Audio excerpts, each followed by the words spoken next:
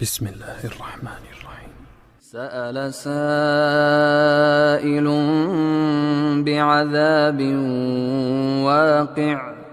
للكافرين ليس له دافع من الله ذي المعارج تعرج الملائكة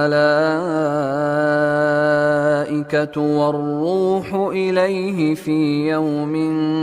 كان مقداره 50,000 سنة فاصبر صبرا جميلا إنهم يرونه بعيدا ونراه قريبا يوم تكون السماء كالمهل وتكون الجبال كالعهن ولا يسأل حميم حميما يبصرونهم يود المجرم لو يفتدي من عذاب يومئذ ببنيه وصاحبته وأخيه وفصيلته التي تؤويه ومن في الأرض جميعا ثم ينجيه كلا إنها لظى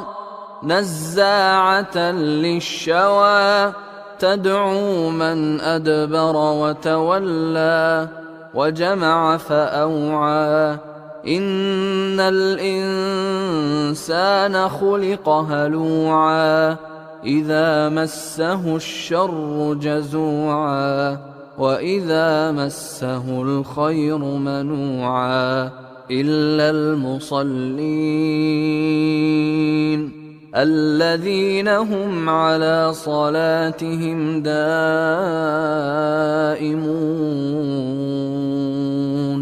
والذين في أموالهم حق معلوم للسائل والمحروم والذين يصدقون بيوم الدين والذين هم من عذاب ربهم مشفقون إن عذاب ربهم غير مأمون والذين هم لفروجهم حافظون إلا على أزواجهم أو ما ملكت أيمانهم فإنهم غير ملومين فمن ابتغى وراء ذلك فأولئك هم العادون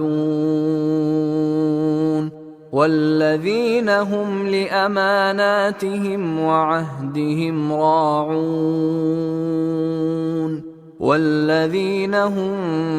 بشهاداتهم قائمون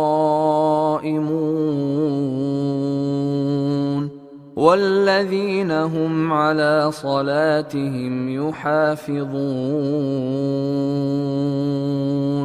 أولئك في جنات مكرمون فما للذين كفروا قبلك مهطعين عن اليمين وعن الشمال عزين أيطمع كل امرئ منهم أن يدخل جنة نعيم كلا إنا خلقناهم مما يعلمون فلا أقسم برب المشارق والمغارب إنا لقادرون على أن نبدل خيرا منهم وما نحن بمسبوقين فذرهم يخوضوا ويلعبوا حتى يلاقوا يومهم الذي يوعدون يوم يخرجون من الأجداث سراعا كأنهم إلى نصب يوفضون خاشعة أبصارهم ترهقهم ذلة ذلك اليوم الذي كانوا يوعدون